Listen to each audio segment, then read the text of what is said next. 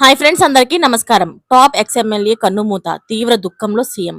అసలు ఆయన ఎవరు, ఎందుకు చనిపోయారు నా పూర్తి వివరాలైతే తెలుసుకునే ముందు వీడియోనైతే పూర్తిగా చూడండి. అలాగే సబ్స్క్రైబ్ చేసుకోవడం మర్చిపోకండి. తెలంగాణ రాజకీయాల్లో విషాదకరంగా ఘటన అయితే చోటు చేసుకుంది. చెవేళ్ల మాజీ ఎమ్మెల్యే కొండా లక్ష్మారెడ్డి, ఆయనకు 84 సంవత్సరాలు.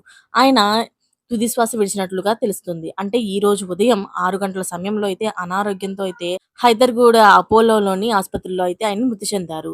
మహాప్రస్థానంలోని మధ్యాహ్నం 3 గంటల సమయంలో అయితే అంత్యక్రియలు జరగనున్నాయి.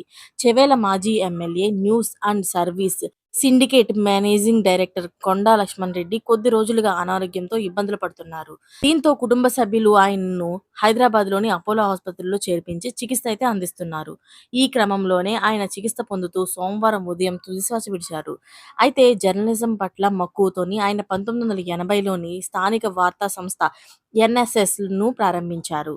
Jubilee hills journalist cooperative housing society, అలాగే ప్రెస్ క్లబ్ ఆఫ్ హైదరాబాద్ అధ్యక్షుడిగా కూడా ఆయన పనిచేశారు. ఆయన రాజకీయ జీవితం మొత్తం కూడా కాంగ్రెస్ పార్టీతోనే ముడిపడి ఉంది.